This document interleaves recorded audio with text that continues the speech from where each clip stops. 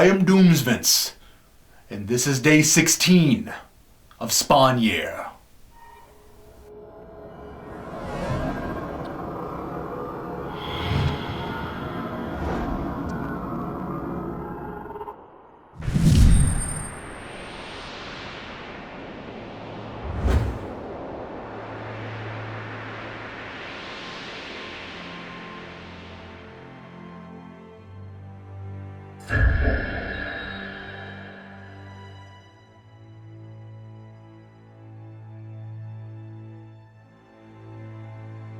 Just when I was starting to wonder how much more of this I could take, Grant Morrison just saved Spawn Year.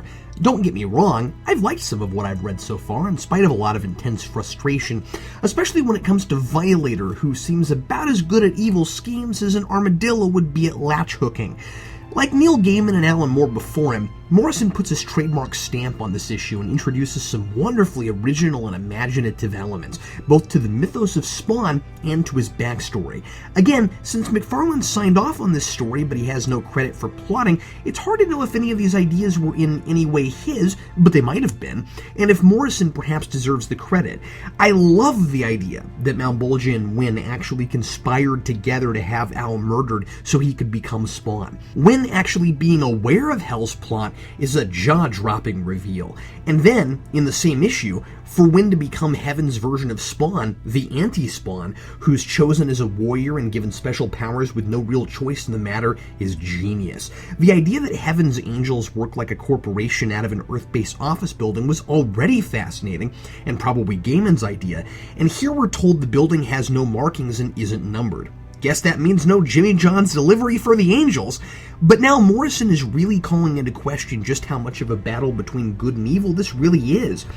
Given how Heaven just plucks up Wynn and violates him by transforming him into this supernatural creature, and not even sure a mortal can withstand the elemental fire, Hell and Heaven's tactics don't seem at all dissimilar.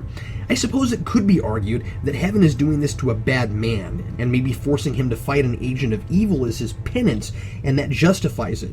But the Angels seem far more concerned with strategies of war and taking out this Spawn who is supposed to be, quote, special, than they are with human morality. Morrison also introduces psychoplasm, which is maybe the coolest name for any substance in the history of everything, which is what Hell is made of, and presumably what Spawn and or his costume is made of, given his green eyes and the green mist we see whenever he uses his powers. Psychoplasm reacts to emotion and can create a person's desires or nightmares. I like that there's a pseudo-scientific reason behind Hell now, and Hell being made of a physical, manipulatable substance is fascinating to me. I was instantly hooked by the opening pages in Simmonsville, a smattering of Hell on Earth manifested as places all smashed up together from Al's recollections. The army is trying to contain Simmonsville, while Wynn supervises experiments on psychoplasm, and two Violator-esque Hell beasts attack and kill the soldiers. I love Morrison's ability to use over-the-top absurd concepts like psychoplasm and anti-Spawn, and make them feel totally believable in this world. It ramps up the fun, the creativity, and the unpredictability of this book. Morrison also gives Spawn, gasp, something intelligent to do. He finally digs up his grave to see if his body is still there, and given that he's undead and has all these physics-breaking abilities, he really should have done that a while ago. It's funny how he suddenly thinks to do this for no real reason, and Morrison calls attention to how odd it is that he just thought of it. But how do you have a character do something productive suddenly, when he's mostly talked to himself and wandered around? If McFarlane had written this issue, I'd almost imagine Al's casket would have to walk up to him in the alley and invite him to open it before he would have thought of it.